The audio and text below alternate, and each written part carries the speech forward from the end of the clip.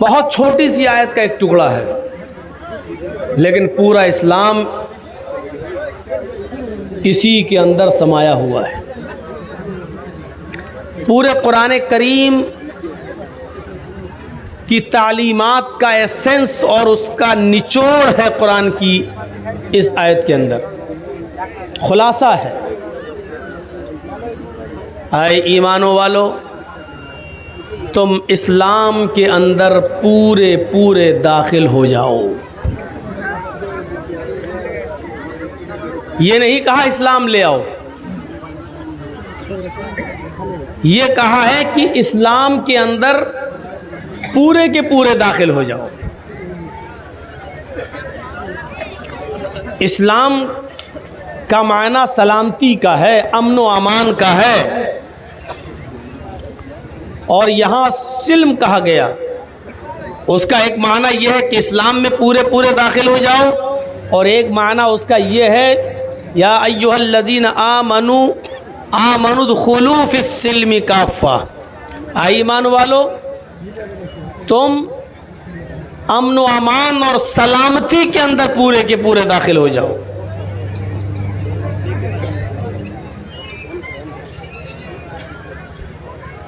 ہم اس بات پر غور کریں، کیا ہم اسلام کے اندر پورے داخل ہیں؟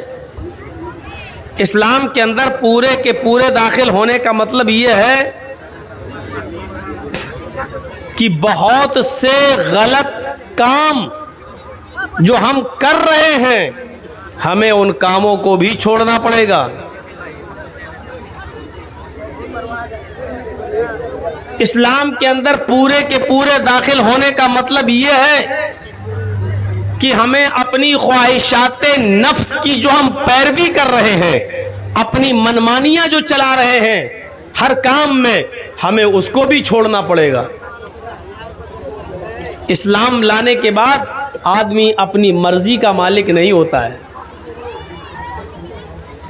اسلام لانے والے کو عربی زبان میں مسلم کہا جاتا ہے، اور عرب کے اندر مسلم اس اونٹ کو کہا جاتا ہے جس کی ناک میں نکیل ڈال دی گئی ہو، اور اونٹ اپنی مرضی سے نہ چلتا ہو، نہ بیٹھتا ہو، نہ اٹھتا ہو، نہ کھاتا ہو، نہ پیتا ہو، بلکہ اس کا مالک جب نکیل پکڑ کے اونٹ کو اٹھائے تو وہ اٹھے، اس کا مالک جب اونٹ کی نکیل کو پکڑ کر اونٹ کو بٹھائے تو وہ بیٹھے، اونٹ کا مالک جب نکیل پکڑ کے اس کو لے کر چلے تو وہ چلے، جب اس کو کھلائے تو کھائے، جب اس کو پلائے تو پیے، اور جب اس کو سونے کے لیے چھوڑ دے تب وہ سوئے۔ یعنی اونٹ جس کی نکیل پڑی ہوئی ہو اور اس کی رسی اس کے مالک کے ہاتھ میں ہو، ایسے اونٹ کو عرب کہتے ہیں ھذا الجمل المسلم، یہ مسلم اونٹ ہے، یہ فرما بردار اونٹ ہے۔ ہماری ناک میں بھی ایک نکیل پڑی ہوئی ہے، ایک رسی پڑی ہوئی ہے قرآن و حدیث کی، اور اس کی ڈور محمد رسول اللہ کے ہاتھوں میں ہے۔ ہم اپنی مرضی سے نہیں کھا سکتے ہیں، اپنی مرضی سے نہیں پی سکتے ہیں، اپنی مرضی سے نہیں چل سکتے ہیں، اپنی مرضی سے جو من میں آئے وہ ہم کھائیں، ایسا نہیں ہو سکتا ہے۔ اپنی مرضی سے ہم جو پینا چاہیں وہ پئیں، ایسا نہیں ہو سکتا ہے۔ آپ مسلم ہیں، آپ کو وہی کھانا ہے جس کی اجازت آپ کا مالک آپ کو دیتا ہے، آپ کو وہی پینا ہے جس کی اجازت آپ کا مالک آپ کو دیتا ہے، آپ کو وہی جانا ہے جس کی اجازت آپ کا مالک آپ کو دیتا ہے، آپ کو وہی سونا ہے جس کی اجازت آپ کا مالک آپ کو دیتا ہے، آپ کو اسی عورت کے ساتھ اپنی خواہشات نفسانی پوری کرنا ہے جس کی اجازت آپ کا مالک آپ کو دیتا ہے، آپ کو کاروبار وہی کرنا ہے جس کی اجازت آپ کا مالک آپ کو دیتا ہے۔ آپ اپنی مرضی کے مالک نہیں ہیں، اور ہر کام اگر اپنی مرضی سے کر رہے ہیں تو مسلم نہیں ہیں۔ بہت شارٹ میں ایک جملہ کہہ دیا ہے، اگر آپ اپنا مالک کسی کو سمجھتے ہیں اور اس کی بات مان رہے ہیں تو مسلم ہیں، اور اگر آپ ہر کام اپنی مرضی سے کر رہے ہیں اور آپ پر آپ کی مالک کی کا پاور نہیں چلتا ہے تو ہم مسلم نہیں ہیں۔ یا ایھا الذین آمنوا ادخلوا فی السلم کافہ، ایمانوں والو تم اسلام کے اندر پورے کے پورے داخل ہو جاؤ۔ اسلام لانے کے بعد یہ نہیں دیکھنا ہے کہ اس کام کو کرنے میں فائدہ کیا ہے یا اس کام کو ہم نہ کریں تو نقصان کیا ہے۔ اسلام نے کسی کام کے کرنے کا حکم دیا وہ ہمیں کرنا ہے، چاہے اس میں ہمارا فائدہ ہو یا نہ ہو۔ ہمیں جس کام سے روکا اس سے رکنا ہے، چاہے اس میں ہمارا نقصان ہو یا نہ ہو۔ مثلا اسلام نے کہا یہ کام کرو اور ہم دیکھ رہے ہیں اس کام میں ہمارا کوئی فائدہ ہی نہیں ہے، چلو ہم نہیں کرتے ہیں، اس میں نقصان کیا ہے؟ جب ہمارا فائدہ نہیں ہے تو نقصان بھی نہیں، تو کیا آپ ایسا کر سکتے ہیں؟ نہیں کر سکتے۔ قانون جو اللہ نے بنا دیا ہے، چاہے وہ آپ کی سمجھ میں آئے یا نہ آئے، عمل کرنا ہے، اس قانون کو توڑنا نہیں ہے۔ مثال کے طور پر ٹریفک نیم آپ جانتے ہیں نا، بڑے بڑے شہروں میں آپ جائیے تو لائٹیں لگی ہوئی ہیں چوراہوں پر، green light, red light. Red signal ہوتا ہے، اس کا مطلب یہ ہے کہ آپ اپنی گاڑی کو روک دیجئے، آگے نہیں بڑھ سکتے ہیں۔ اور جب گرین سگنل ہوا، لائٹ جل گئی، تو اس کا مطلب یہ ہوا کہ اب آپ گاڑی کو آگے بڑھائیں گے۔ اگر ریڈ سگنل کو آپ نے توڑ دیا، ہمارے لکھنؤ وغیرہ میں تو یہ سسٹم ہو گیا ہے کہ پولیس کھڑی نہیں ہے اور ساری گاڑیوں کو آن لائن جوڑ دیا گیا ہے، آپ کے آدھار کارڈ سے اس کا لنک جوڑ دیا گیا ہے۔ آپ نے اگر ریڈ لائن میں، ریڈ سگنل میں اگر آپ نے کراس کر دیا تو کراس کرتے ہی آپ کے موبائل میں میسج آ جائے گا کہ آپ کے اکاؤنٹ سے اتنا پیسہ، اتنا جرمانہ کٹ گیا ہے۔ گاڑیوں کو جوڑ دیا ہے، لکھنؤ وغیرہ میں، دلی وغیرہ میں، بڑے بڑے شہروں میں گاڑیوں کو آدھار کارڈ اور آدھار کارڈ کو بینک سے جوڑ کر یہ لنک جوڑ دیا ہے۔ اب پولیس آپ کو جرمانہ نہیں لے گی، پولیس روڈ پہ کھڑی بھی نہیں ہے، چالان نہیں کاٹے گی۔ ریڈ سگنل ہے، آپ گاڑی روکیے۔ اگر آپ نے سوچا کوئی ہے ہی نہیں، پولیس نے چل پھاڑ سے آپ نے آگے بڑھایا، جیسے ہی بڑھایا آپ کا چالان کٹ گیا، آپ کے بینک سے اتنا جرمانہ کٹ گیا، آپ کے اکاؤنٹ سے اتنا پیسہ ختم ہو گیا۔ ریڈ سگنل کا مطلب گاڑی روکیے، گرین سگنل کا مطلب گاڑی کو آگے بڑھائیے۔ جرجیت صاحب گاڑی چلاتے ہوئے جا رہے ہیں، اچانک ریڈ سگنل ہے، گاڑی روک دی، لیکن اب جرجیت صاحب کی عقل کہہ رہی ہے گاڑی روکنے میں فائدہ کیا ہے؟ گاڑی روکنے کے لیے تو قانون اس وقت بنتا ہے جب آگے سے گاڑی آ رہی ہو، دائیں سے بھی آ رہی ہو، بائیں سے بھی آ رہی ہو۔ اسی لیے نیم بنائے گئے تاکہ ایکسیڈنٹ نہ ہو۔ لیکن جرجیت صاحب دیکھ رہے ہیں ریڈ لائٹ ہے، لیکن سامنے سے کوئی گاڑی نہیں آ رہی ہے، دائیں سے کوئی گاڑی نہیں آ رہی ہے، بائیں سے کوئی گاڑی نہیں آ رہی ہے، تو اب گاڑی کو ریڈ سگنل پر روکنے کا فائدہ کیا ہے؟ ایکسیڈنٹ کا خطرہ ہی نہیں ہے، چلو ہم گاڑی کو آگے بڑھا دیتے ہیں۔ جیسے جرجیت صاحب گاڑی کو آگے بڑھاتے ہیں، جرجیت صاحب کا چالان کٹ جاتا ہے، یا پولیس وہاں کھڑی ہے فوراً پکڑ لیتی ہے اور ہمارا چالان کاٹ دیتی ہے۔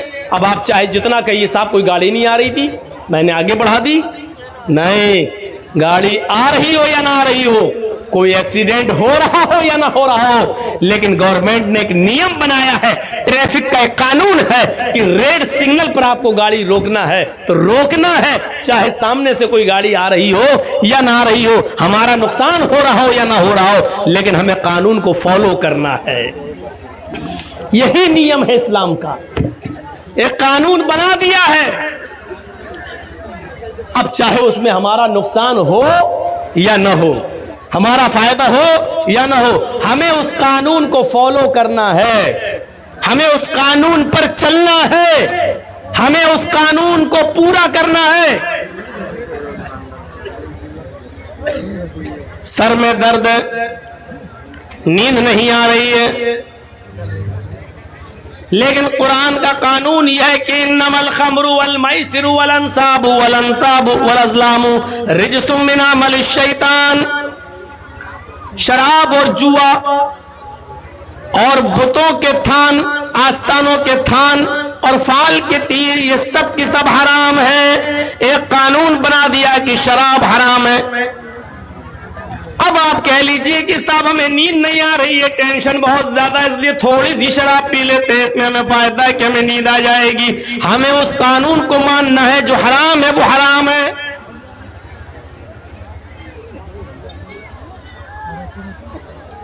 मेरे प्यारे साथियों, कुदामा इब्न मज़ऊन ने बुखारी शरीफ के अंदर ये मंजर देखा जा सकता है। बहुत बूढ़े हो चुके थे, बहुत बूढ़े हो चुके थे, बीमारी की हालत में वो बिस्तर से भी उठते नहीं थे। कभी जब तबीयत ठीक होती थी तो लाठी लेकर वो मस्जिद में नमाज पढ़ने के लिए जाया करते थे। एक दिन उनको शदीद दर्द हुआ, इस बुजुर्ग सहाबी को इतना दर्द हुआ कि ये बर्दाश्त नहीं कर सके, तो उनके घर के किसी मेंबर ने उनको शराब की थोड़ी सी मिकदार उनको दे दी। आए कुदामा, ये थोड़ी सी शराब पी लीजिए, आपके साथ मजबूरी है, दर्द से आप करा रहे हैं, बेचैन हैं, नींद नहीं आ रही है, और इस वक्त हम आपको किसी डॉक्टर, किसी हकीम के पास भी लेकर नहीं जा सकते हैं, रात काफी हो चुकी है। तो कुदामा इब्न मज़ऊन ने ये सोचकर कि चलो थोड़ी सी शराब पी लें, इसमें हर्जी क्या है, उन्होंने 2-4 घूंट शराब की इसलिए पी लिए ताकि दर्द का असर खत्म हो जाए और मुझे नींद आ जाए। जैसे हम लोगों को जब दर्द होता है तो नींद की 1-2 टेबलेट खा लेते हैं, उन्होंने भी शराब के चंद घूंट पी लिए। ये खबर सुबह होते होते हजरत अबू हुरैरा को मिल गई, और अबू हुरैरा के जरिए खबर धीरे धीरे हजरत उमर फारूक के पास चली गई। हजरत उमर फारूक ने कुदामा इब्न मज़ऊन को दूसरे दिन बुलाया और पूछा, क्या तुमने शराब पी थी?